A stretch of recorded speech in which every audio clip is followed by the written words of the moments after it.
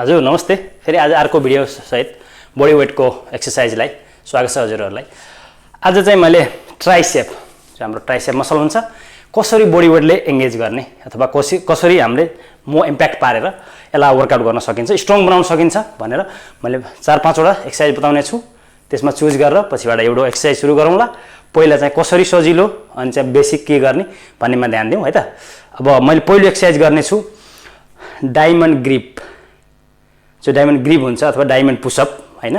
अनि के कमी कमजोरी हुन सक्छन् तपाईहरुले भन्नु होला परफर्म गर्दाखेरि फर्मदेखि लिएर सबै कुराहरुमा। अनि चाहिँ सकेसम्म पहिला राम्रोसित हेरेर अनि चाहिँ हजुरहरूले पनि परफर्म गर्न थाल्नु होला।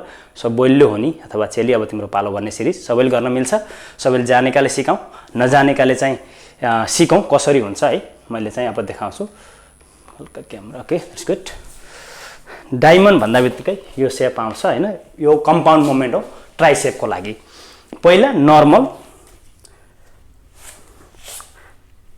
एल्बोजहरु हाम्रो क्लोज टु द बडी 1 2 3 4 गरेर हामीले पम्प गरिन्छ। अब यो त नर्मलले सक्नु होला। अझै सुरु गर्दाखेरि त यो त गाह्रो हुन्छ एकदमै। किन भन्दाखेरि रिस्टमा समस्या आउनुदेखि लिएर बडी वेट एकदमै क्लोज ग्रिप हामीले चाहिँ उ गरेछ। क्लोज ग्रिप बेन्च प्रेस गरिन्छ, त्यस्तै कम्पाउन्ड एक्सरसाइज एंगेज गरिन्छ।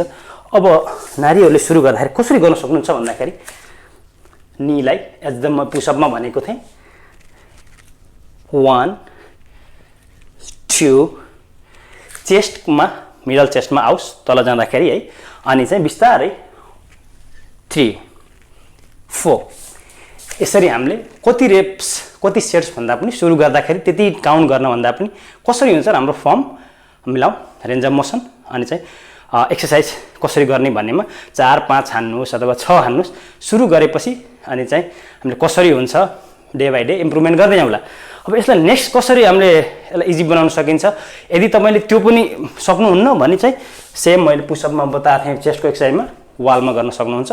अब हामीले मोस्टली ट्राइसेपको एक्सरसाइजहरु एल्बो एक्सटेन्सन हुन्छ अथवा शोल्डर एक्सटेन्सन पनि हुन्छ।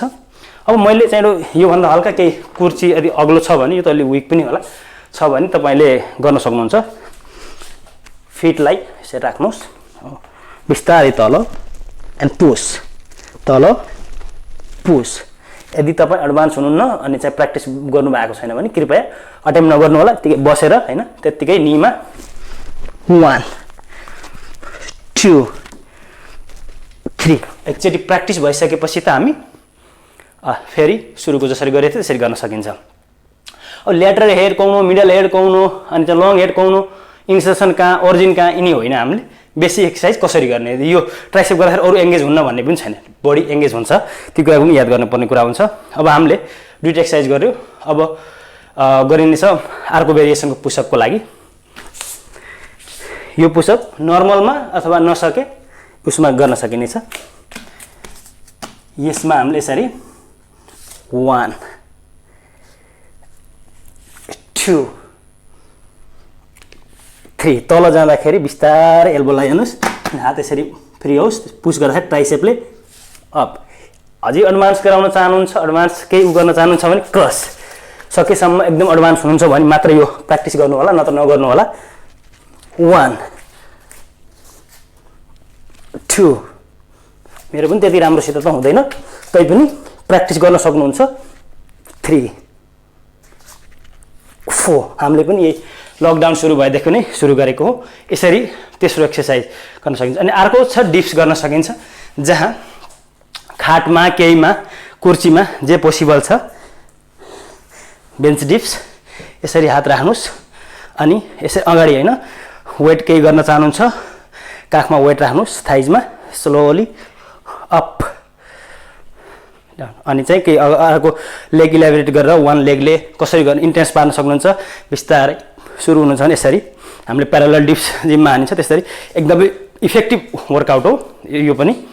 अनि हामीले अब अन्तिम वर्कआउट गर्ने कुनै पनि वर्कआउट गरेपछि स्ट्रेचिङ गर्न यसरी नभुल्नु होला। चेस्टको लागि पनि यसरी है। किन भन्दाखेरि यसले चाहिँ धेरै कुराहरुको अझै मसललाई इम्प्याक्ट पार्न एक्टिभ गर्नलाई हेल्प गर्छ। अब अझै एउटा हामीले एक्सर्साइज इन्क्लुड गर्न सक्छौँ यसको लागि, नर्मल पुसअप अथवा कुनै अरू पुसअपमा पनि भेरिएसन वेट इन्क्रिज गरेर डायमन्ड पुसअप जसरी, तर टेम्पोलाई हामीले एकदमै तल माथि स्क्विज देन स्क्विज। कसैले रिस्ट मात्र यसरी गर्नुहुन्छ एकदमै एडभान्स भयो गर्नु होला, नत्र नगर्नु होला है त। यो चाहिँ रिस्टमा धेरै असर पर्न सक्छ। जस्तै क्रस भयो, मेन कुरा पहिलाको बेसिक कसरी गर्न सकिन्छ त्यसमा हो। अब बाइसेपको हाम्रो गर्दाखेरि हल्का वेटहरू युज गर्ने कसरी जे छ त्यसलाई चाहिँ युज गरिनेछ। अनि वार्मअप अनि गरिसकेपछि स्ट्रेचिङहरू है, स्ट्रेचिङहरू गर्न नभुल्नु होला, अलग्गै भिडियो पनि बनाउने छु। खासै ट्राइसेपको लागि त सकिन्छ यसरी पुसअपद्वारा भेरिएसन डिफ्रेन्ट डिप्स भयो, बट बाइसेपको लागि हल्का झोलादेखि लिएर के हुन्छ वेटहरू हामीले चाहिँ इन्क्लुड गरिनेछ। हुनसक्छ कमी कमजोरीहरू होलान्, खास गरेर यो क्रसमा चाहिँ मेरो पनि त्यति राम्रोसित हुँदैन है, तपाईँहरूले देख्नु भएको होला। प्र्याक्टिस गरौँ, सुरु गरिरहेछ, हुन्छ, आत्तिनु हुँदैन। अब सबै एकदम पर्फेक्ट तरिकाले नै बताउन थालियो भने त सुरु गर्नेले कसरी सिक्नु र कसरी जान्नु र है। अनि अब यो हेड तो हो भन्दा पनि यो एक्सर्साइजले यो इफेक्ट हुन्छ। ट्राइसेप भयो, सोल्जर भयो, बाइसेप गरौँला, ब्याक गरौँला, सके ट्र्याप्स गरौँला, त्यसै होल बडी गरौँला। प्र्याक्टिस गर्नुहोस्। धन्यवाद छ सबैलाई, साथ दिनु होला, कमी कमजोरी बताउनु होला, क्रिटिसाइज त गर्दै गरौँला पछाडि फुर्सदमा। धन्यवाद छ धेरै धेरै।